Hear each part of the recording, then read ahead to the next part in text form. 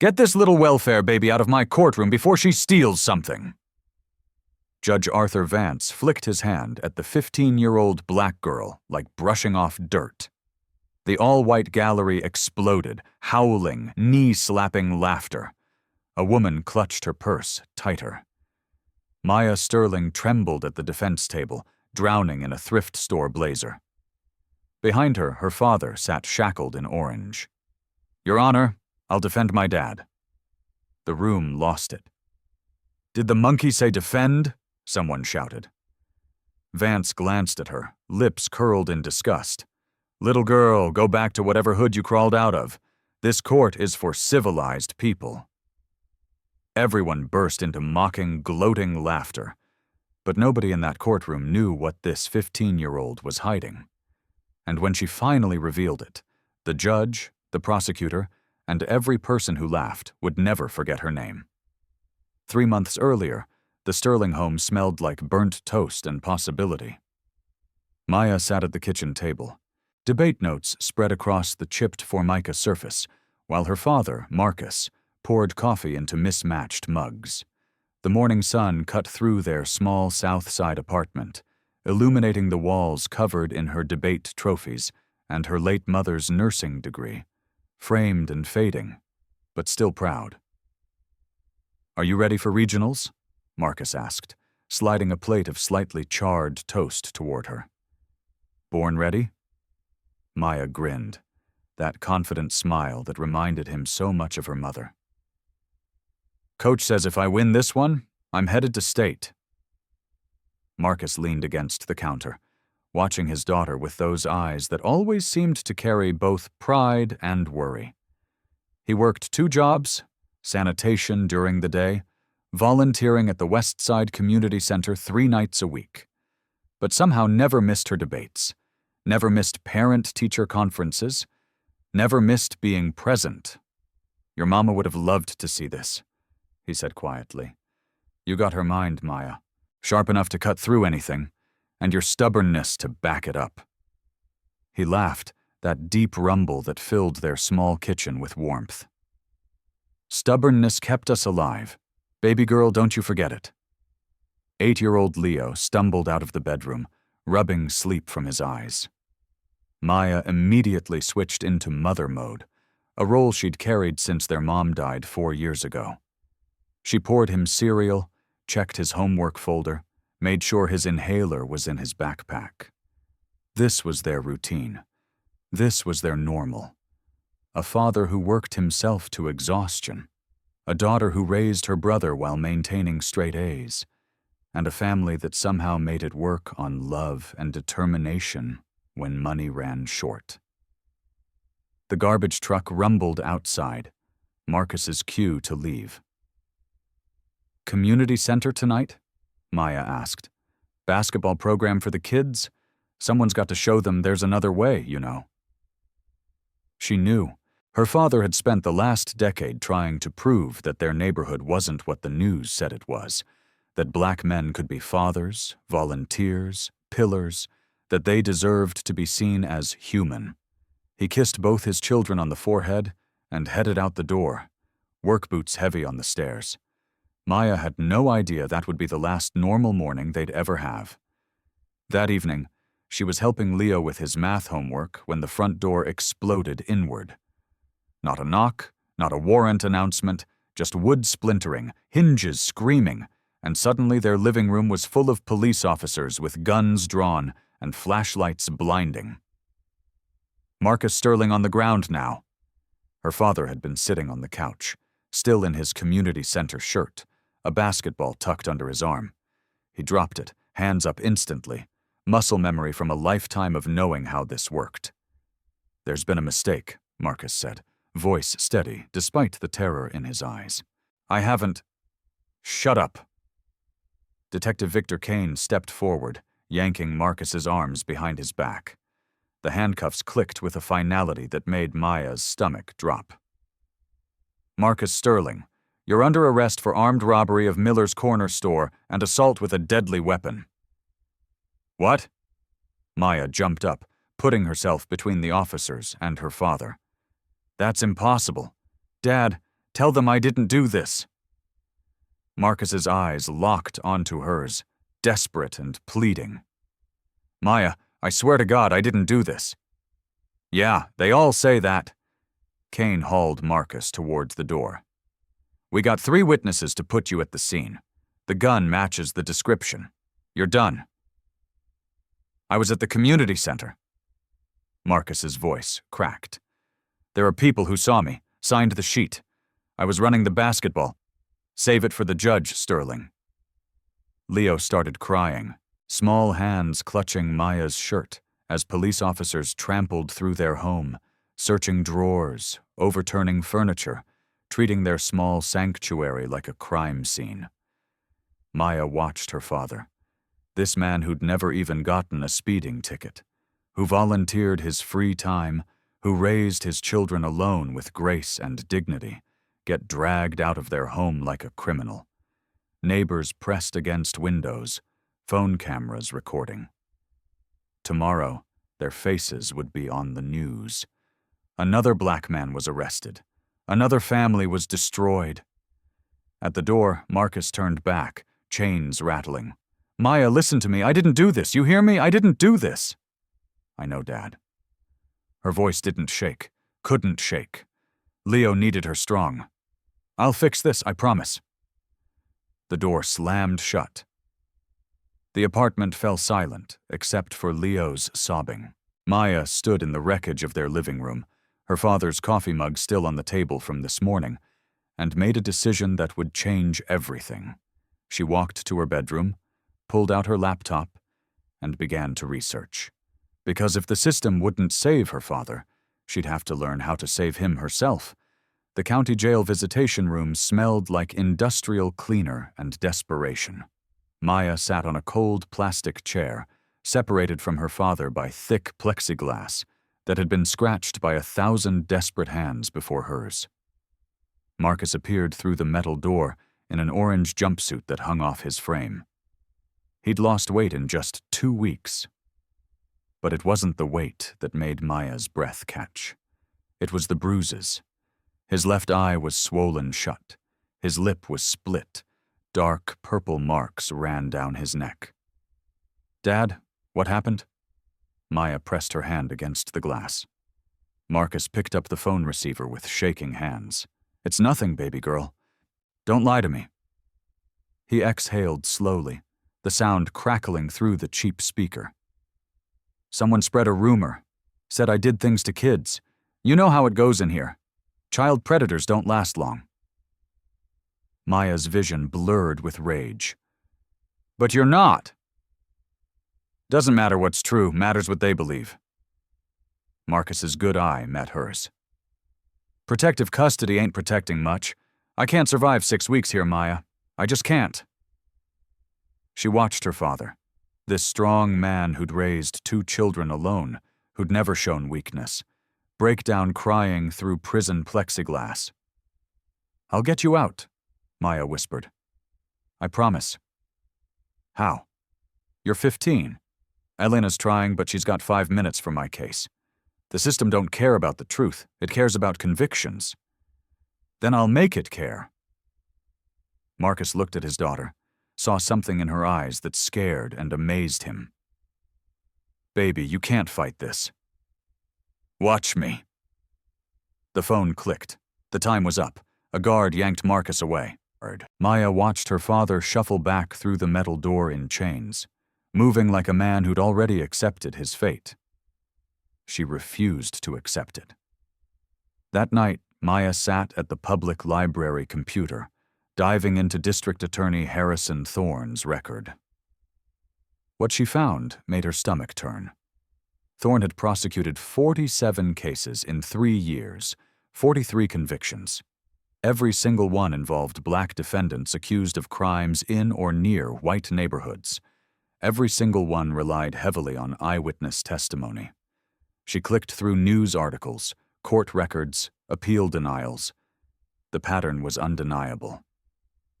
Then she found it. A speech Thorne gave at a civic club luncheon 2 years ago. She read his quote 3 times. "Some communities breed crime. Some individuals carry it in their DNA. My job is to protect law-abiding citizens from those who refuse to be civilized. The dog whistle was so loud it was barely a whistle at all. Maya dug deeper, found that Judge Arthur Vance had been Thorne's mentor, found photos of them at conferences, arms around each other. Caption: tough on crime team. They weren't even hiding it. This was a machine and everyone just let it run. She cross-referenced judges who presided over Thorne's cases. Vance's name appeared on 32 of them, 31 convictions. The system wasn't broken. It was working exactly as designed. Maya printed everything and walked home through streets that felt different now. Every police car made her flinch. The world had revealed itself as hostile. At home, the eviction notice waited on the kitchen table. 15 days. They were 15 days from losing their apartment. Marcus's paychecks had stopped. Rent was due. Utilities past due. Leo's asthma medication was running low. $70 they didn't have. Maya opened the refrigerator. 3 eggs, half a loaf of bread, a mostly empty jar of peanut butter. Her phone rang. Aunt Beatrice, baby, I heard about your daddy. This is too much for you to handle alone. I'm handling it. You're a child, Maya. Let me take Leo for a while. You can focus on school. Let the lawyer do her job. Her job is 5-minute split between 63 cases. Then let her do those 5 minutes. What can you possibly do that a trained attorney can't? The question hung in the air. Maya looked at her college applications. Georgetown, Harvard, Yale, all half-finished, all requiring essays about overcoming adversity that now felt like cosmic jokes. I can care more, Maya said quietly. I can care more than anyone else in that courtroom. Caring doesn't win cases, baby. Evidence does. Lawyers do. Then I'll find the evidence. I'll become the lawyer. Beatrice sighed. You're throwing your future away. Maya hung up. She sat in darkness, listening to Leo's wheezing breath from the bedroom, feeling the weight of impossible choices crushing her shoulders. She could send Leo to Beatrice's, focus on school, let Elena handle the case, watch her father get convicted, watch their family disintegrate. Or she could fight. She pulled up a boarding school application for Leo. Good medical care, no cost to families in crisis. Her fingers hovered over the keyboard. Are you giving up on Daddy? Maya spun around. Leo stood in the doorway, small and fragile in 2 big pajamas holding his inhaler. No, baby, never. Mommy used to say you could do anything. Leo climbed into her lap. She was right, wasn't she? Maya looked at her little brother, then at her mother's photo on the wall. That woman who died fighting a system that didn't value her life. Yeah, Maya whispered, closing the application. She was right. She opened a new window and searched. Can a minor assist in legal defense? The next morning, Maya met Elena at a coffee shop near the courthouse. Elena looked worse than before. Dark circles, coffee-stained blouse, the weight of too many lost battles in her eyes. I need to be honest with you, Elena said. The DA offered a plea deal. 8 years instead of potentially 25. My father is innocent. The store owner identified him in a lineup. 3 witnesses place him at the scene. The jury will be mostly white, and Thorne is very good at what he does. Elena finally looked up. I've been doing this for 12 years. I've learned to recognize which battles I can win, and your dad isn't one of them. Elena's silence was enough. What if I told you I found timeline inconsistencies? What if the lineup was contaminated? My dad was the only black man who matched the age range. What if Thorne has a pattern of targeting black defendants with weak evidence? Elena leaned forward. What are you talking about? Maya pulled out her folders, organized, color-coded, meticulously researched. Police reports with highlighted contradictions, witness statements that didn't align, GPS data from Marcus's work truck, the community center sign-in sheet with his signature at 9:18 p.m. when the robbery occurred at 9:52. Elena flipped through the pages, her expression shifting from skepticism to surprise to hope. "How did you find all this?" "I read everything, every document you gave me, every public record I could access, every case Thorne prosecuted in 5 years." Maya met Elena's eyes. "I know you're overwhelmed, but I have every waking minute until trial." Elena sat back, studying this 15-year-old who'd just presented legal research that would have taken weeks to compile. "Even if this is valid, you can't present it. You're not a lawyer." "Rule 1.06 of Criminal Procedure subsection C," Maya said without hesitation. "The court may permit a non-attorney family member to assist in defense when circumstances warrant." Elena blinked. "How do you even know that?" State v. Kane, 2019. A daughter helped present evidence. Conviction overturned. "That's a technicality almost never granted, and even if I petition, Judge Vance will humiliate you. He'll make an example of you." "Let him try." Elena looked at this child and saw something she'd stopped seeing in herself years ago. Fire. Belief.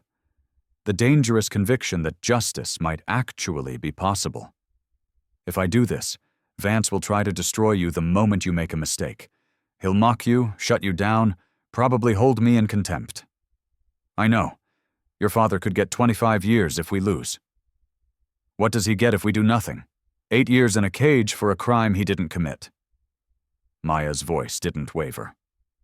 "At least this way we go down fighting." Elena gathered the folders, then looked at Maya with something close to admiration. "You're either very brave or very foolish." "Maybe both," Maya said. "But I'm all my dad has." Elena pulled out her laptop and began typing. "Then let's give them a fight they'll never forget." Maya spread the case files across her bedroom floor at 2:00 in the morning.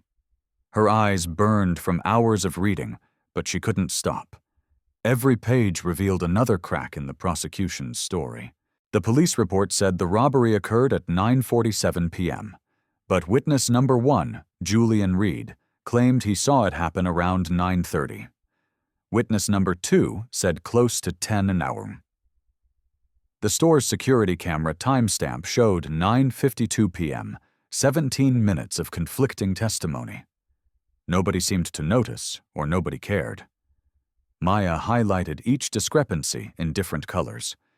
Red for timeline contradictions, yellow for description inconsistencies, blue for evidence that supported her father's alibi. The store owner described the robber as 6'2". Marcus was 5'10". The weapon was described as a black automatic by one witness, a silver revolver by another, a dark handgun by the third. The amount stolen changed with each statement: $200, $350, $185. And buried in the files, ignored by everyone, was Marcus's work truck GPS data. It showed him at the Westside Community Center from 9:15 to 10:30 p.m. The sign-in sheet confirmed it. Marcus Sterling, 9:18 p.m. Maya leaned back against her bed. 1 contradiction was a mistake. 2 was carelessness. 5 was a pattern. This wasn't evidence. This was a story someone needed to be true. Over the next 3 weeks, Maya transformed her bedroom into a war room. Debate training became cross-examination practice. Her coach, Mrs. Gable, played hostile witness while Maya refined questions, learned to control tone, never to ask what she didn't already know the answer to. "Leading questions on cross," Mrs. Gable reminded her. "You're not seeking information. You're telling a story through their answers." Maya wrote and rewrote examination outlines, practiced in her mirror, recorded herself to catch nervous habits, voice going up when uncertain, touching her hair when stressed. She eliminated every tell. On weekends, she visited Miller's Corner store, timed the walk from the community center. 12 minutes normal pace, 9 if running, photographed security camera angles, talked to neighborhood residents who remembered that night. 3 people mentioned seeing 2 men leave together after the robbery. The police report only mentioned 1. At home, Maya created timeline boards, red string-connected contradictions, photographs, witness statements, GPS data. She was building an alternative narrative the prosecution had deliberately ignored. But contradictions weren't enough. She needed legal authority. Hours in the law library led her to Rule 1.06 of criminal procedure. She read State v. Kane 3 times, memorizing the appellate reasoning. A non-attorney family member could assist when circumstances warranted. It had happened before. The law was on her side. She just needed a judge willing to allow it. 1 week before trial, Maya arrived at Elena's office with 3 boxes of organized evidence. Elena looked up, coffee frozen halfway to her mouth. What is all this? Everything they missed. Maya set the boxes down. Timeline contradictions, witness inconsistencies, alibi evidence, legal precedent for my participation. Elena opened the first box. Color-coded folders, each labeled with specific legal issues. She pulled one out. Eyewitness identification problems. Her eyes widened. The lineup photo, Maya said. Look at it. Really look. 6 men against a height chart. 5 were white or Latino. Marcus was the only black man, the only one near the age witnesses described. Textbook contamination, Elena whispered, and nobody objected. Maya pulled another folder. GPS data puts Dad at the community center. Thorne's timeline ignores it completely. His entire case rests on eyewitnesses who can't agree on when it happened, what the weapon looked like, or how much was stolen. Elena flipped through folders, expressions shifting to anger. Anger at missing this. Anger at a system that made missing it inevitable with 63 cases. How did you find all this? I had time, motivation, nothing to lose. Elena sat back. We need to present this properly. One mistake, and Vance excludes everything. Then we don't make mistakes. This isn't a debate tournament. Vance will look for any reason. I know. Maya pulled her final folder. That's why I need to question Julian Reed. Absolutely not. Vance will never... He will, if you frame it right. Appeal to his ego. He'll want to watch me fail. Elena stared at this 15-year-old strategizing like a seasoned attorney. You want him to underestimate you? He already does. Everyone does. That's the advantage. If this backfires, your dad gets 25 years. What happens if we do nothing? 25 anyway, or 8 he doesn't deserve. Maya's voice was steel. At least this way we fight. Elena looked at the evidence boxes, then at Maya's face. She remembered why she'd become a public defender before the system ground her down. Okay, but we do this right. I'll file the motion. Prepare you for every objection. She paused. Vance will try to destroy you. I know. That's what I'm counting on. And the motion was filed the next morning. Request for minor family member to assist in defense presentation. Word spread through the courthouse. Attorneys laughed over coffee. The Sterling case keeps getting sadder. Thorne called it a desperate publicity stunt. Vance called Elena to chambers that afternoon, face already red. Are you out of your mind? This is a courtroom, not bring your daughter to work day. The precedent is clear, Your Honor. She's found discrepancies. Then you present them. That's your job. With respect, I'd like the option. I'll allow her to sit at the defense table. Vance's finger pointed like a weapon. But the moment she opens her mouth inappropriately, I'll hold you in contempt. Clear? Crystal clear, Your Honor. Outside, Maya waited on a hallway bench. You're in, Elena said, but he's going to try to destroy you. I know.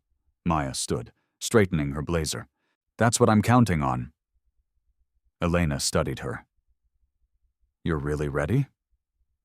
Maya thought about her father's bruised face through plexiglass, Leo's wheezing breath, her mother's unfinished law degree, every person who'd looked at her and seen nothing but a poor black girl from the wrong neighborhood. "I've been ready my whole life," Maya said. "I just didn't know it yet." 48 hours before trial, Maya sat in her library carrel, reviewing cross-examination notes. The building was nearly empty, just her and the night security guard. She didn't notice the envelope at first. It appeared while she'd gone to the restroom, a plain manila envelope, unsealed, slipped under her carrel. No name, no markings. Maya looked around. The library was silent. Nobody nearby. Inside was a USB drive, nothing else. No note, no explanation. Every instinct said this could be a trap, contaminated evidence, a setup. She should give it to Elena, maintain a chain of custody. But curiosity won. She used a public computer, not her laptop, and plugged in the drive. One file, Miller's Store Full Security, MP4. Her hands trembled as she clicked. Black and white security footage, time-stamped the night of the robbery. But this wasn't the 30-second clip in the police report. This was 15 full minutes. 9:35 p.m. A white man entered the store. Medium build, baseball cap, browsing aisles like any customer. He matched the general description witnesses gave of the robber. 9:45 p.m. The same man is still there, looking at magazines near the front, glancing at his watch, waiting. 9:52 p.m. A second man entered, purposeful, aggressive, went straight to the counter. 9:54 p.m. The robbery. The second man pulled a gun, demanded money, while the first man, the one who'd been waiting, stood still, watching, not hiding, not afraid, watching like he was supposed to be there. 9:56 p.m. Both men walked out together, side by side, got into the same car, parked just out of frame. Maya replayed it 3 times. The police had submitted only 30 seconds, 9:52 to 9:53, showing just the robbery. They'd cut everything before and after. Cut the first man entering and waiting. Cut them leaving together. This wasn't incomplete evidence. This was deliberately edited evidence. The witness, Julian Reed, had claimed he entered during the robbery, was terrified, had hidden. But this video showed someone entering 10 minutes early, calmly waiting, coordinating. Reed and the actual robber were working together. Maya enhanced the final frames using library software. The car they walked to, she could make out a partial license plate, JKT3. She cross-referenced the detective's notes. That prefix belonged to a rental company. This wasn't mistaken identity. This was a setup. Reed and his accomplice committed the robbery. Then Reed returned to identify a suspect from a contaminated lineup. They picked Marcus because he was the only black man who roughly matched the age range, and the system had been happy to provide him. Maya sat back, staring at the frozen frame. She had proof, undeniable proof, the prosecution's star witness was the real criminal. But she had a problem. Anonymous source. No chain of custody, no way to prove it hadn't been tampered with. If she gave it to Elena now, a judge might exclude it. 3 choices. Give it to Elena and risk exclusion, go public and risk mistrial, or use the information to guide cross-examination without introducing the video. Maya ejected the USB drive and slipped it into her pocket. She wouldn't introduce the video. Not yet. She'd use what she knew to cross-examine Reed, forcing him to lie under oath about details only someone who'd watched this footage would know. Let him commit to his story, then expose the contradictions. And if that didn't work, she still had the nuclear option. Her mother used to say, "The truth doesn't need tricks. It just needs someone brave enough to speak it." Maya copied the file to a separate drive, deleted her browser history. Tomorrow, Julian Reed would take the stand, and he had no idea what was waiting for him. The courthouse steps were packed with news vans and protesters when Maya arrived on trial day. Signs waved in the morning air. Justice for Marcus Sterling on one side, law and order on the other. Reporters shouted questions she didn't answer. She walked through the metal detectors holding her case files, Elena beside her. Inside, the marble floors echoed with footsteps and whispered conversations. Everyone was watching. The courtroom was already full when they entered. Community supporters filled the left side of the gallery. On the right sat courthouse regulars and what looked like Thorne's invited guests, all white, all wearing expressions that said they'd already decided the verdict. Marcus was brought in wearing shackles. When he saw Maya at the defense table, his eyes filled with tears. She gave him a small nod. "Stay strong." D.A. Harrison Thorne sat at the prosecution table, confident smirk already in place. He dressed for cameras, expensive suit, flag pin on his lapel, the image of righteous authority. "All rise." Judge Vance entered. Everyone stood. He took his seat, surveying the courtroom with obvious annoyance at the crowd. His eyes landed on Maya and stayed there. "Ms. Ross," Vance's voice carried across the silent room. "Is this the assistant we discussed?" "Yes, Your Honor. Maya Sterling, the defendant's daughter." Vance's face hardened. "Let's get one thing clear. This is my courtroom. Any disruption, any outburst from this child, and she's removed immediately. I'll hold you in contempt if she steps out of line. Understood?" "Understood, Your Honor." "Good." Vance turned to the jury pool. "Let's begin jury selection." Yes, it took 3 hours to seat 12 jurors, 10 white, 2 black. Maya watched Thorne use his peremptory challenges to eliminate every black juror he could. The final panel looked exactly like she'd expected. People who'd never been profiled, never been followed in stores, never had their lives destroyed by a system that saw their skin as evidence of guilt. Opening statements began just before lunch. Thorne stood, buttoned his jacket, and approached the jury box like a man greeting old friends. "Ladies and gentlemen, this case is simple. On the night of October 15th, Marcus Sterling walked into Miller's Corner store with a gun and terrorized a hard-working business owner. He threatened to kill Mr. Gerald Miller. He stole $340, and he did it because he thought he could get away with it." Thorne pointed at Marcus. "That man sitting right there. 3 witnesses saw him, identified him. We'll testify under oath. The evidence is overwhelming. The verdict should be swift. That is the face of crime in our community." Several jurors nodded. One woman clutched her purse tighter. Thorne sat down, satisfied. Elena stood for the defense, and Maya could see her hands trembling slightly, but her voice was steady. "Members of the jury, the prosecution wants you to believe this is simple, but nothing about this case is simple. Marcus Sterling is a father, a sanitation worker, a community volunteer with 0 criminal record. On the night in question, he was exactly where he says he was at the West Side Community Center running a basketball program for kids." Elena gestured to the evidence table.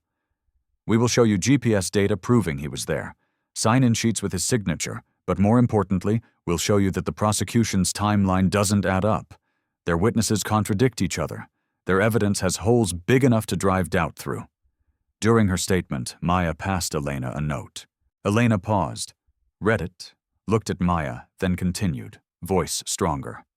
"The prosecution's case rests entirely on eyewitness testimony. But what if those eyes lied?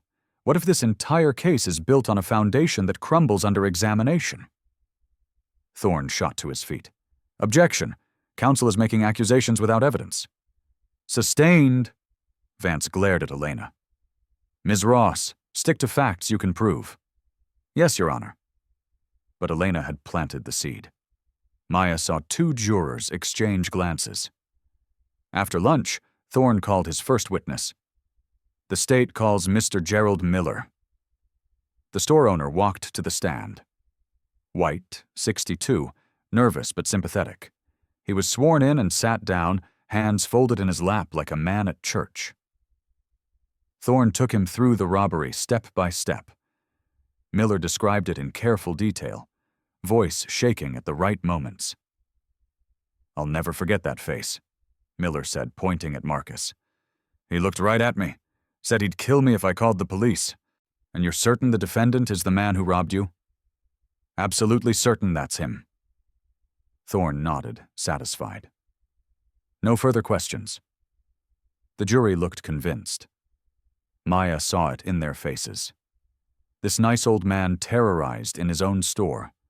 Their sympathy was already decided. Elena stood for cross-examination. She was gentle, respectful, but firm. "Mr. Miller, how long did the robbery last?" "Maybe 2-3 minutes." "And the lighting in your store that night?" "Good. I keep it bright for customers." "You'd never seen the robber before?" "No, never." Elena established the timeline, got him to confirm details, but couldn't shake his identification. Miller was too sympathetic, too certain. Then Maya passed another note. Elena read it, hesitated, then asked, "Mr. Miller, when did you first call 911? "Right after he left." "And when did the police arrive?" "Maybe 15-20 minutes later." "During those 15 minutes, did anyone else enter your store?" Miller paused. I don't think so. I was pretty shaken up." "You don't think so? Or you're certain?" "Objection," Thorne said. "Asked and answered." "Sustained." Elena sat down. The seed of doubt was small, but it was there. Vance called recess for the day. As the courtroom emptied, Thorne approached the defense table, coffee in hand. He accidentally bumped Maya, spilling it across her case files. "Oops, sorry, kid. Didn't see you there." His smile was cruel. "You're so small." People watched. Some filmed. Maya calmly pulled her files away, dabbing them with napkins. She looked up at Thorne, her voice steady. "It's okay, Mr. Thorne. I understand. Sometimes when you're focused on the wrong target, you miss what's right in front of you." Thorne's smirk faltered. "You'll see what I mean tomorrow." Maya walked away, leaving him standing there. Tomorrow, Julian Reed would take the stand, and everything would change. During lunch recess, Maya locked herself in the courthouse bathroom. Finally, alone, she let the weight hit her. Her hands shook as she gripped the sink. Vance's condescension, Thorne's cruelty, the jury's skeptical faces, Miller's testimony that had them nodding. She replayed Vance's words. Any outburst from this child? What if they were right? What if she was just a 15-year-old playing dress-up, gambling with her father's life on nothing but belief in her own intelligence? What if intelligence wasn't enough? The bathroom door opened. 2 women entered talking. That poor child. Vance shouldn't be allowed to talk to her that way. She shouldn't be in there at all. It's embarrassing. For who? She's fighting for her daddy. That takes more courage than anything that a judge has ever done. Footsteps leaving. Maya looked at her reflection, saw her mother's eyes, heard her voice. You can do anything, Maya. She washed her face, straightened her blazer, walked out. Elena waited in an empty conference room. I should have prepared you better for Vance's hostility, Elena said. It's fine. Actually, it's perfect. How is public humiliation perfect? Because now the jury sees him as a bully. When I prove my case, they'll remember. Maya pulled out her notes. This is strategy, not emotion. Elena studied her. You're thinking 3 moves ahead. I have to be. Maya laid out her timeline chart. When Reed takes the stand, I need to ask the questions. If you're wrong, I'm not wrong, trust me. Elena looked at the evidence, then at this remarkable girl who'd become the smartest person in the case. Vance will never allow it. Frame it as my one chance to participate meaningfully. Appeal to his ego. He'll want to watch me fail publicly. Elena realized what Maya was doing. You want him underestimating you. He already does. Everyone does. That's my weapon. If this backfires, your dad gets 25 years. What happens if we play it safe? 25 anyway. Maya's voice was steel. At least this way we fight. You're not going down. I won't let you. Then help me stand up. In the hallway, Thorne was talking to his assistant, loud enough to be overheard. The girl's a sideshow. Let her play lawyer. Makes our job easier when she falls apart. He saw Maya walked toward her deliberately, shoulder-checking her. His briefcase knocked her files to the floor. Watch where you're going, kid. Stay in your lane. People stared, some with pity, others with amusement. Maya gathered her papers, stood, and looked at Thorne's retreating back. Let them underestimate her. Tomorrow they'd learned the truth. Court resumed at 2. The gallery was more packed. Word had spread about the child lawyer. Vance entered, annoyed by the attention. Elena stood. Your Honor, I have the motion regarding witness examination. Vance's eyes narrowed. What kind of motion? The defense requests Miss Sterling be permitted to conduct cross-examination of the state's next witness, Julian Reed. The courtroom erupted. Gasps, whispers, laughs. Vance's face reddened. You cannot be serious. The precedent is clear, Your Honor. Rule 1.06, subsection C, State versus Kane. I know the precedent. Vance looked at Maya like she was an insect. You want this child to examine a witness? Yes, Your Honor. It's her constitutional right. Vance leaned back, cruel smile forming. Fine. Let the child have her moment. When it falls apart, we'll proceed with actual attorneys. He turned to the jury. Please bear with us during this irregularity. The jury looked uncomfortable. Vance hammered his gavel. The state may call its next witness. Thorne stood radiating confidence. The state calls Mr. Julian Reed. The doors opened. Julian Reed entered. 34, white, clean-cut, pressed shirt and tie. He looked like every jury's image of an honest citizen. He walked to the witness stand with rehearsed confidence, sworn in, sat down, folded his hands calmly. Thorne took him through direct examination. Reed described entering the store around 9:50 p.m., seeing a black man matching Marcus's description, terror of watching the robbery, hiding behind a display. I'll never forget his face, Reed said, looking at Marcus. Those eyes, that's definitely him. The jury was buying it. Reed was perfect, just nervous enough to seem authentic, detailed enough to seem credible. Thorne finished. Your witness, Miss Sterling. Vance looked at Maya. Your witness, young lady. Try not to embarrass yourself. The gallery held its breath. Maya stood slowly, gathered her notes, walked to the lectern. Every eye on her. The small black girl in the too big blazer about to question a grown white man who'd already convinced the jury. She adjusted the microphone down. The courtroom waited. Julian Reed smiled slightly. He had no idea what was coming. Maya's voice came out steady. Good afternoon, Mr. Reed. Reed leaned back, dismissive. Afternoon. Thank you for being here. I just have a few questions. Sure, sweetheart. A ripple went through the gallery. The condescension was noted. Maya didn't react. You testified you entered the store around 9:50 p.m., correct? Yes. Not 9:45 or 9:55, but specifically 9:50. Well, around then. But you told the police 9:50 in your statement. You were certain then? I guess so, about that time. So you're less certain now than 3 months ago? Thorne stood. Objection. Argumentative. Ms. Sterling, Vance said, ask questions, don't argue. Yes, Your Honor. Maya turned back. You said you ducked behind a display. Which display? The chip display by the coolers. So you were hiding, scared for your life? Yes, terrified. But you could see the robber clearly enough to identify him months later? He was only a few feet away while hiding behind the chip display. Yes. Maya pulled out a diagram. Your Honor, may I approach? Vance waved. Proceed. She showed Reed the diagram. Jurors leaned forward.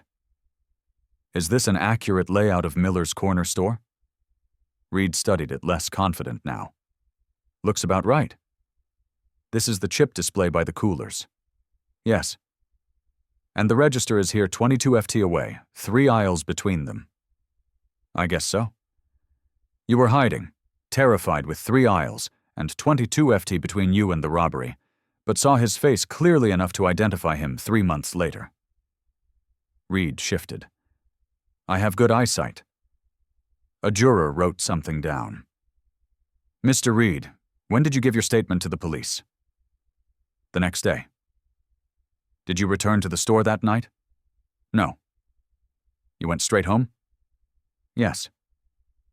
How did you get to the police station the next day? Reed looked confused. I drove in my own car. Yes. Not a rental car. Reed froze. What? Simple question. Did you drive a rental car to the police station? No, my own car. What about the night of the robbery? Thorne jumped up. Objection. Relevance. I'm establishing credibility, Your Honor. Vance leaned forward, interested. I'll allow it. Answer, Mr. Reed. Reed's forehead showed sweat. I don't remember. You don't remember renting a car 3 months ago? I might have. My car was in the shop. Maya pulled a document. Your Honor, Defense Exhibit A. She held up a rental agreement. The courtroom went silent. This is a rental agreement from Quick Rent, dated October 14th, the day before the robbery. The renter is Julian Reed. The gallery gasped. Thorne shot up. Where did she get that? Public record, Your Honor. Obtained through proper legal request. Vance studied it. I'll allow it. Continue. Maya turned to Reed, whose face had paled. Mr. Reed, why did you need a rental? My car was in the shop. Really? Another document. I have your mechanic's records. No service that week. Reed's jaw clenched. I forget. Maybe the week before. Where is this rental car now? I returned it. Police never examined it? I don't know. You don't know if police examined evidence related to a crime you witnessed? Reed gripped the armrests. I just returned it. Maya pulled out an enlarged photograph. Do you recognize this license plate? JKT385? Reed stared silent. That's your rental car. And this photograph shows it parked outside Miller's corner store at 9:36 p.m., 16 minutes before the robbery. The courtroom erupted. Vance's gavel pounded. And this, Maya produced another photo, shows the same vehicle leaving at 9:58 p.m. with 2 occupants. Reed stood suddenly. This is insane. I'm the victim. Sit down, Mr. Reed, Vance commanded. She's twisting everything. Sit down now. Reed sat, chest heaving. Maya remained calm. Did you know the actual robber before that night? No. Did you coordinate with him? Did someone pay you to identify Marcus Sterling? Reed's face twisted. I want a lawyer. I'm not answering anymore. The courtroom exploded. Vance's gavel thundered. Order! Elena stood. Your Honor, the prosecution's case rests on this witness if he's invoking Fifth Amendment rights. Vance raised his hand. He looked at Thorne with fury. Mr. Thorne, do you have any other evidence linking the defendant to this crime? Thorne stood, drained. The store owner's identification. Based on the lineup, this witness confirmed any physical evidence. DNA, fingerprints. Thorne's silence answered. Vance turned to Reed. Mr. Reed, remain available for questioning. Do not leave the jurisdiction. He looked at the jury. Disregard this witness's testimony entirely. Then Vance did something unexpected. He looked at Maya. Really looked at her. Miss Sterling, that was exceptional work. The words hung in the air. A judge who'd mocked her hours ago, now acknowledging her in front of everyone. The court is adjourned until tomorrow morning. Mr. Thorne, you better have answers. That evening, the video of Maya's cross-examination went viral. Millions of views in hours. News anchors called it the most remarkable courtroom moment of the decade. Legal experts dissected every question. Law professors announced they'd be teaching it in their classes. But Maya didn't watch any of it. She sat with Leo in their small apartment, helping him with homework like it was any other night, trying to pretend her hands weren't still shaking. The next morning, the courthouse steps were packed with 3 times as many people. This time, when Maya walked through, the crowd erupted in applause. Signs read, "Justice for Maya and believe in her." She kept her head down, walked inside with Elena. The courtroom was standing room only. Every major news network had cameras positioned outside. Inside, the energy had completely shifted. People looked at Maya differently now, not as a child playing dress-up, but as someone who'd exposed a conspiracy. Marcus was brought in. When he saw his daughter, he mouthed, "I'm so proud of you." Judge Vance entered. The room fell silent. He looked different today. The arrogance was gone, replaced by something that looked almost like shame. "Before we begin," Vance said, his voice quieter than yesterday, "I need to address something." He turned to Maya. "Miss Sterling, would you approach the bench, please? You too, counsel." Maya and Elena walked forward. At the bench, Vance spoke quietly. "Miss Sterling, what you did yesterday. I've been on the bench for 23 years. I've seen thousands of attorneys. Very few have demonstrated the skill, preparation, and courage you showed." He paused. "I owe you an apology, a public one. I underestimated you severely. I let my preconceptions cloud my judgment. That was wrong." Maya didn't know what to say. She simply nodded. Vance turned to Thorne.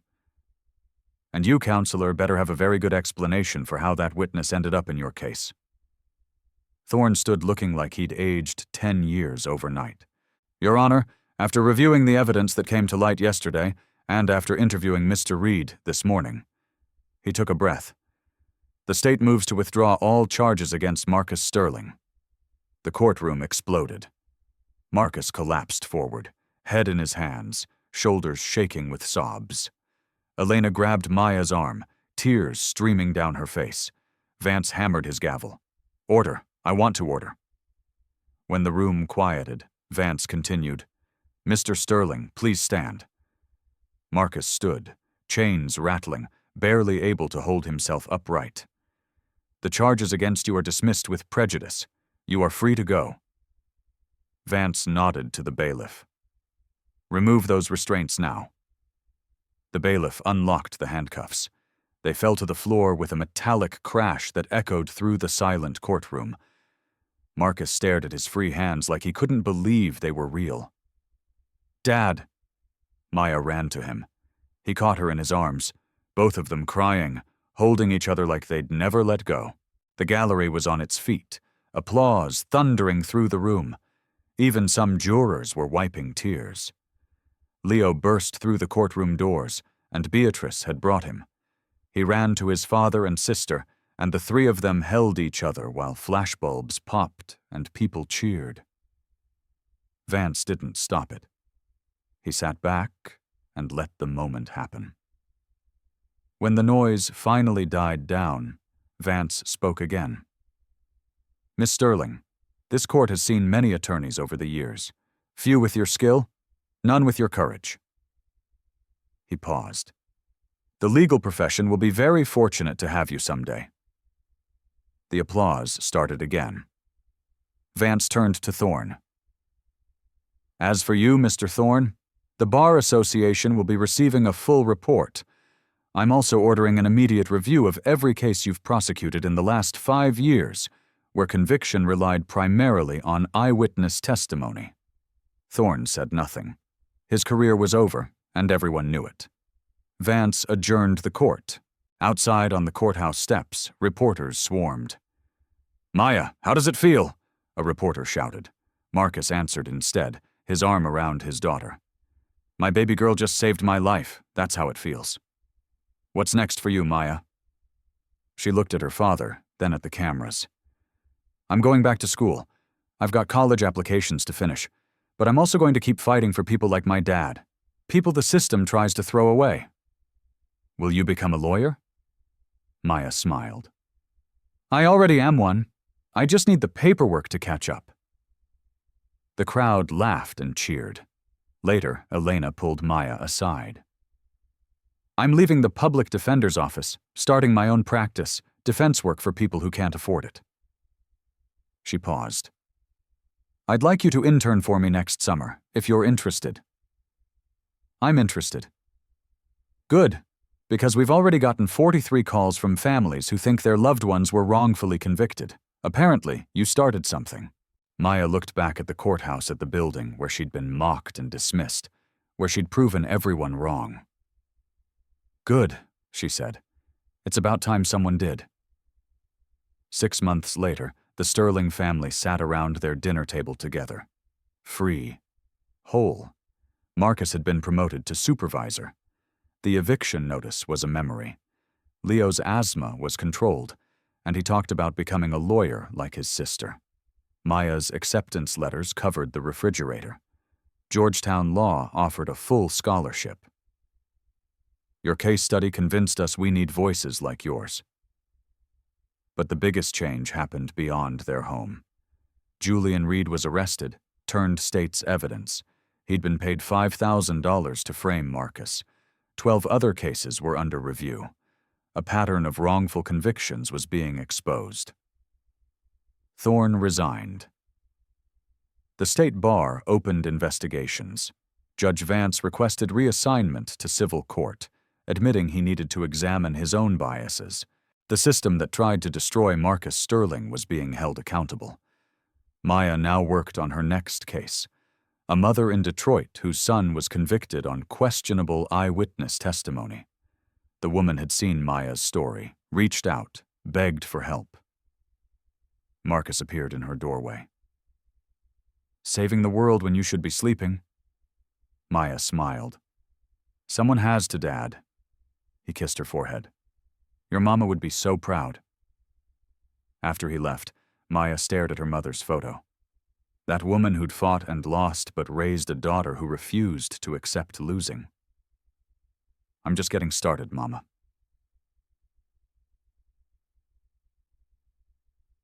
Moral lesson. The arc of the moral universe is long, but it only bends toward justice when someone has the courage to grab it with both hands and pull. This story teaches us that righteousness is not a title bestowed by a robe or a badge, but a fire carried by those who refuse to let the truth be extinguished. Society often mistakes silence for power and youth for weakness, but the greatest threat to a corrupt system is not a louder machine. It is a single, clear voice that refuses to be intimidated. Maya Sterling proved that when the world tells you that you are too small or not civilized enough, it is often because they fear the giant living inside your convictions. True justice isn't about the law being perfect. It's about people caring enough to ensure the law doesn't become a weapon for the biased. Never wait for the system to find its conscience.